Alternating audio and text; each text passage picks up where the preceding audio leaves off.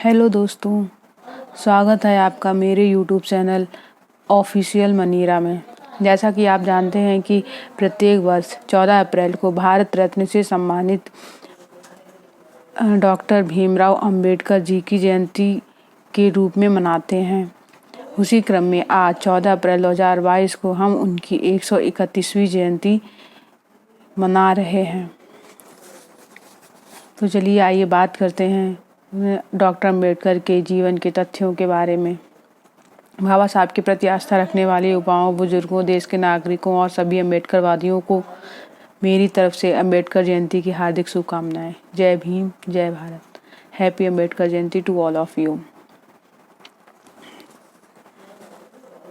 जैसा कि आप सभी जानते हैं कि आज 14 अप्रैल है, जिसको हम सभी भारत रत्न डॉक्टर भीमराव अंबेडकर जी के जन्मदिवस के रूप में मनाते हैं।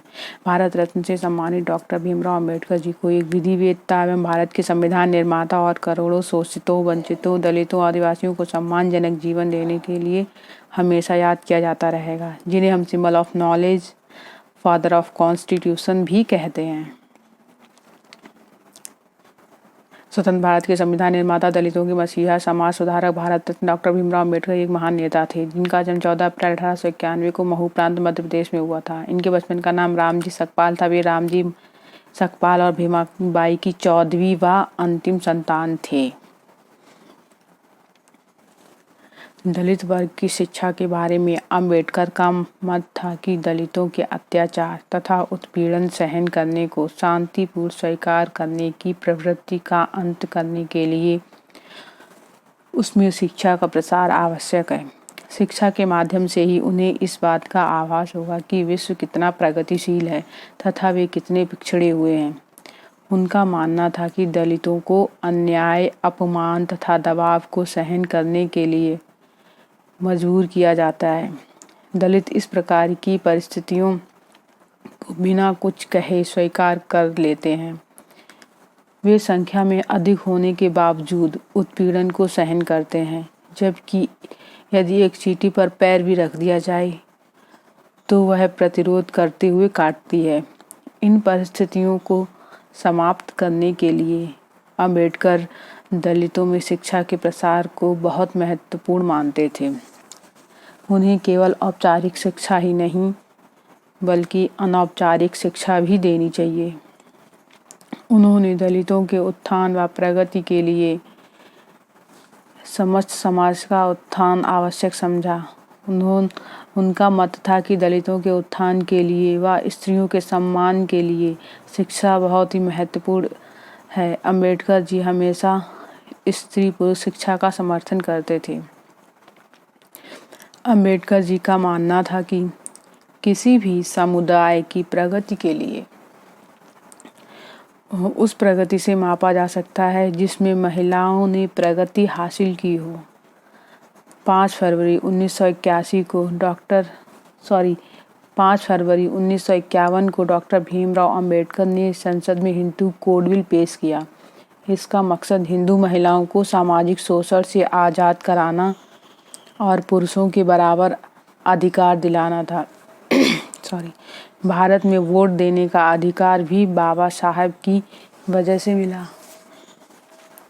उन्होंने संविधान में लिखा कि भारत की महिलाओं को वोट देने का अधिकार है। मैटरनिटी लीव का प्रावधान भी डॉक्टर अंबेडकर जी ने ही संविधान में किया था। महिला सशक्तिकरण की दिशा में इस ऐतिहासिक कदम से आज भी शायद बहुत कम लड़कियां, महिलाएं या लोग परिचित होंगे। उन सभी को ये जानने समझने की ज़रूरत है कि इसी बिल में महिलाओं सशक्तिकरण की असली व्याख्या है।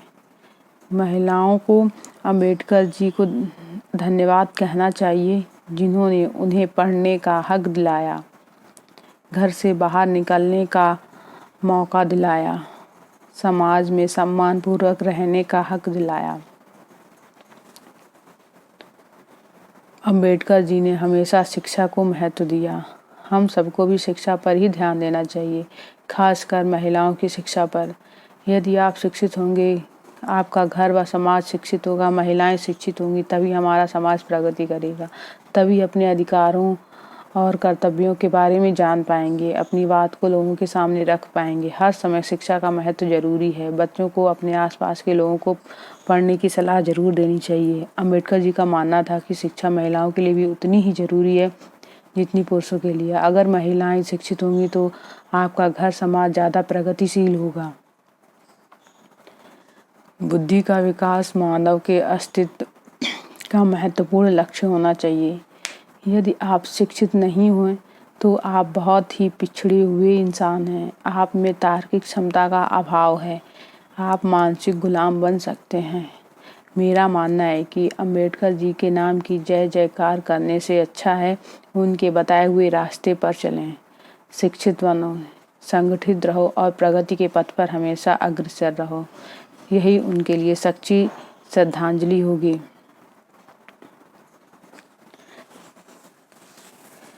Please like, share and comment, and do not forget to subscribe my channel.